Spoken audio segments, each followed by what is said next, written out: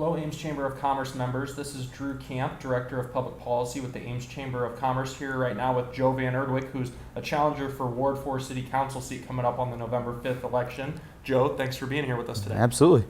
Before we get started in with the questions, I'd be remiss if I did not mention very briefly that we have to thank Model Farm and Iowa State Daily Media Group. They've graciously loaned us their studio and are allowing us to do the videos here in their professional studio with professional lighting and really provide a quality and level of resource to our members that we may not have otherwise been able to provide. So thank you very much to them, and we'll look forward to now getting into the interview here with Joe Van Erdewyk for the 4th Ward. So Joe, as we kind of look at some of the issues, obviously the Chamber's a business organization. We advocate for business and better business climate and business advocacy issues. As you look at kind of the Ames business climate, what do you see as perhaps the biggest challenge or issue facing the Ames business community? Yeah, so for businesses directly, I think that we're kind of dealing with obviously a really low unemployment rate. We're dealing with businesses struggling to find quality employees, workers who can stay for a duration more than just their time at Iowa State or more than just a couple years, looking to build, that kind of institutional memory and the skills and the employees they need to make their business be able to be competitive. So that's obviously the biggest conflict or biggest issue that businesses face in the Ames area. So I think that, looking to attract more people to Ames by creating a more affordable living arrangements, more affordable housing, making the cost of living more reasonable, and also working with businesses to find ways so that they can provide those living wages so that Ames can be a place for their employees to live are some of the things that I really think would help address the issues facing businesses. Okay. And you actually led right into our next question very well, and it has to do with really population growth. Iowa's kind of seen stagnant population growth since really 2000 and even 2010 as well at both censuses. But one of the big issues as we look at trying to address that unemployment and that workforce skills gap is how do we grow the population and attract and retain talent here to Ames? You hit on some issues, but I'll give you an opportunity to talk a little bit more to that issue. Yeah, so obviously, like I said, making Ames affordable and accessible to people, looking at retaining a lot of the Iowa State students who do graduate, building a better relationship with the university, giving students more of an incentive to be invested in our community with semester-long projects at some of our private businesses, through the city as well, are some of the things that I'm looking to do so that we do kind of build in a larger population and therefore address some of the issues that business leaders or businesses face. When it comes to making Ames more attractive, we're obviously always looking for opportunities to make it attractive for employees to move here or for people to move here and take jobs here. Ames does benefit from having low crime rates, great schools, great places to raise children.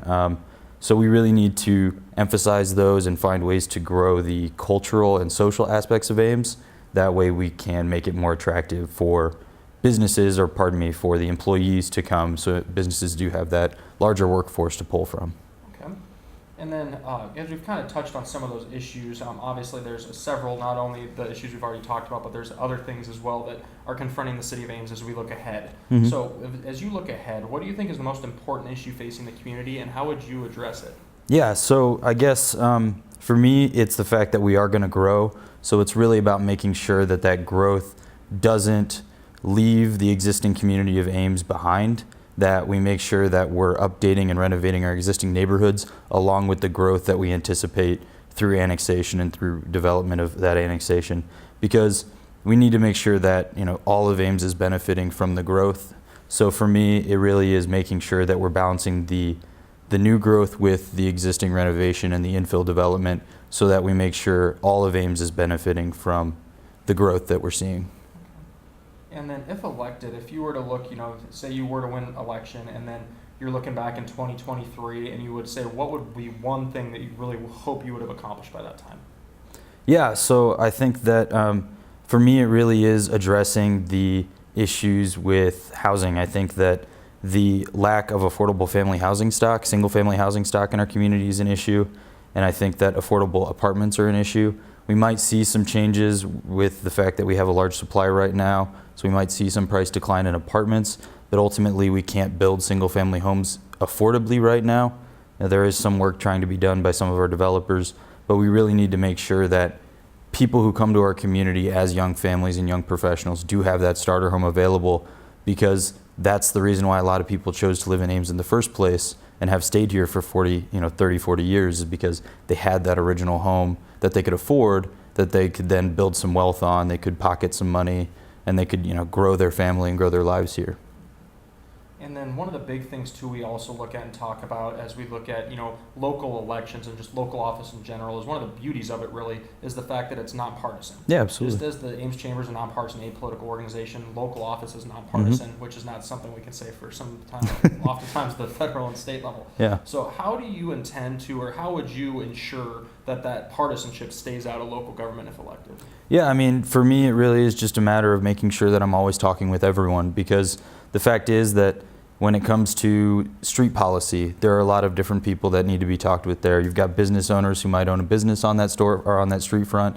You've got to talk with the people who are looking at alternative mobility opportunities. You have to talk with the people who might necessarily need a larger street because they're living further down, so you end up with a lot of congestion, kind of like what we're seeing on South Duff. So for me, it really is just always making sure that you're bringing people to the table to talk with them, and ultimately just not letting yourself become, siloed off and only listening to people of one particular political perspective or one particular perspective on any issue. Well, yeah, that's certainly something we try to do here at the Chamber as well. So yeah, that's something we can certainly understand. Absolutely. And we always try to do, especially in our policy piece. Mm-hmm. But as we look at the fact that you're running for the one ward, Ward 4, where there is a contested election, the other two are unopposed, unless there's some detailed or just organized writing campaign that none of us know about. Yeah. So what sets you apart from the other candidates running for that seat, and why should Ames voters vote for you, whether it's absentee coming up starting on the 7th or on Election Day, November 5th? Yeah, so realistically, the reason why is because I live in the Ames of today. I know what it's like to struggle to pay your bills. I know what it's like to be a working person in Ames. And I bring to the table a perspective that understands the struggles that come with living in such an expensive town, with the difficulties that come with having to work 2 jobs over the summer because some businesses reduce their hours or ultimately just close over the summer. So for me, it really is about bringing that personal understanding and the ability to recognize that we need to come up with new ways and creative ways to address problems that ultimately aren't necessarily they're not necessarily the way that some of the other candidates might choose to handle the situation. Well, that finalizes our questions. Thank you very much for being here with us Thank today. you. I would also be remiss if I did not take the opportunity. I mentioned it just a little bit ago, but do remember that absentee voting opens a week from today on October 7th. So please, if you're not able to vote on Election Day on November 5th, make sure that you get out and vote absentee, because we do always want to make sure that we have a lot of political engagement and participation. So thank you all for your prospective vote. And then Joe, thank you very much for joining us today. Thank you for having me, Drew. Thank you.